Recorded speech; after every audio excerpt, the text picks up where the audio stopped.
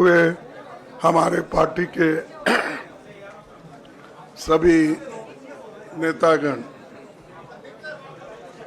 आज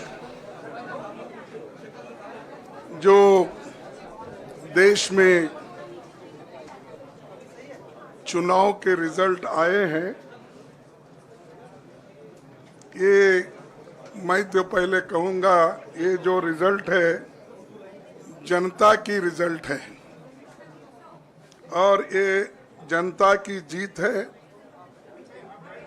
और लोकतंत्र की जीत है। हम पहले से यही कह रहे थे कि ये लड़ाई हमारी मोदी वर्सेस जनता है, लोग हैं। तो 18वीं लोकसभा के चुनाव में हम विनम्रता से जनमत को स्वीकार करते हैं।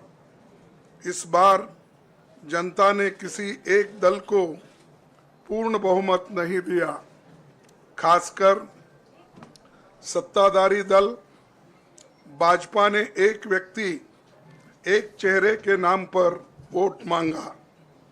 अब ये स्पष्ट हो गया है कि ये मैंडेट मोदी जी के खिलाफ गया है। ये उनकी राजनीतिक और नैतिक हार है।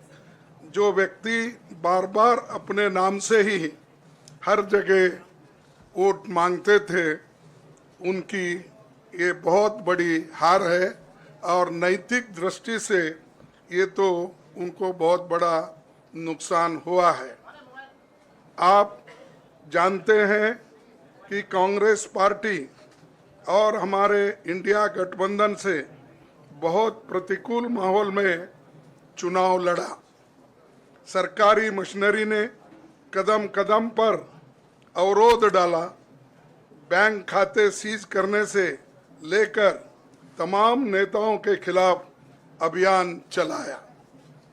फिर भी शुरू से आखिर तक कांग्रेस पार्टी का कैंपेन सकारात्मक था, पॉजिटिव था।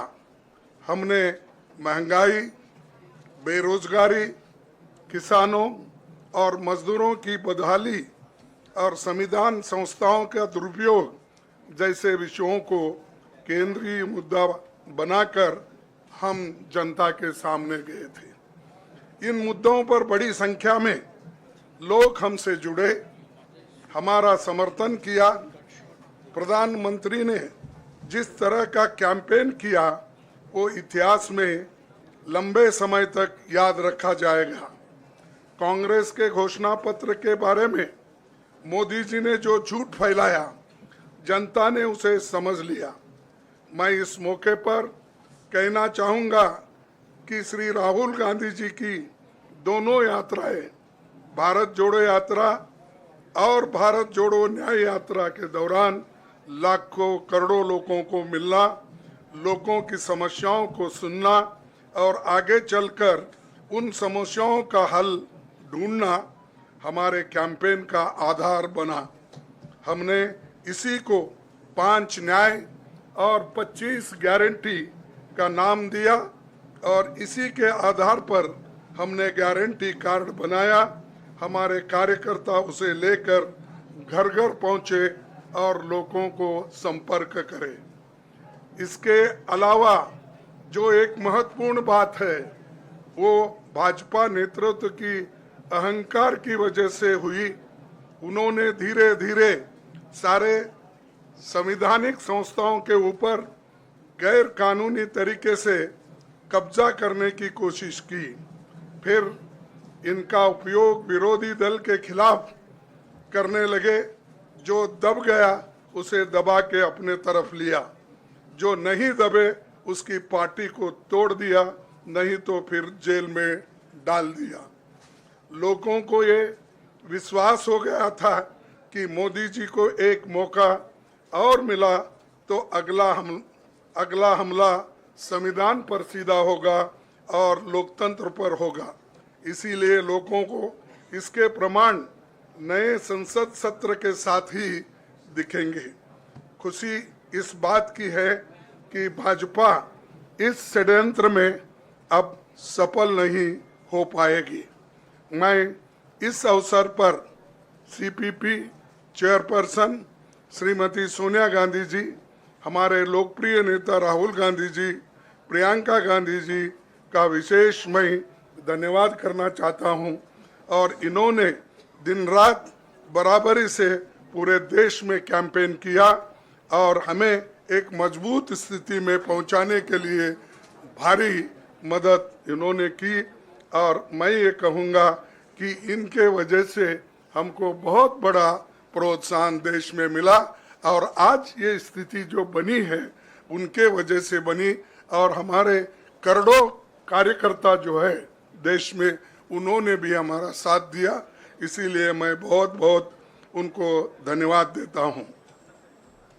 आखिर मैं इंडिया गठबंधन के अपने सभी साथियों और शुभचिंतकों का धन्यवाद करता हूं। सभी एक साथ मिलकर एक स्वर में रहे, सभी ने मिलकर प्रचार किया और एक दूसरे की मदद की। हमारे हजारों लाखों कार्यकर्ताओं ने अच्छे तालमेल के साथ काम किया। आप सभी का धन्यवाद। अभी हमारी लड़ाई अंजाम तक नहीं पहुंची है। हम सबको आने वाले दिनों में इसी तरह लोगों के अधिकारों के लिए, संविधान की रक्षा के लिए, लोकतंत्र के बचाव के लिए, देश की तरक्की के लिए, सीमाओं पर सुरक्षा के लिए लड़ते रहना चाहेंगे। हमें सुनिश्चित करना होगा कि संसद सुचारू रूप से चले, विपक्ष के मुद्दों को प्राथमिकता मिले, संसद में उन पर बहस हो। आने वाले दिन महत्वपूर्ण होंगे। हम आपसे बात करेंगे जब कभी भी मौका मिले। आप सभी को मेरा धन्यवाद। और आपका साथ भी हमको रहा और हमने चुनाव में भी जहाँ जहाँ हमको जितना हो सकता है वो साथ आपने दिया, इसलिए आप सभी को भी मैं धन्यवाद करता हूं और सभी को नमस्कार। शुक्रिया खड़गे जी। मैं राहुल जी से गुजारिश करूंगा वो आपको संबोधित करें।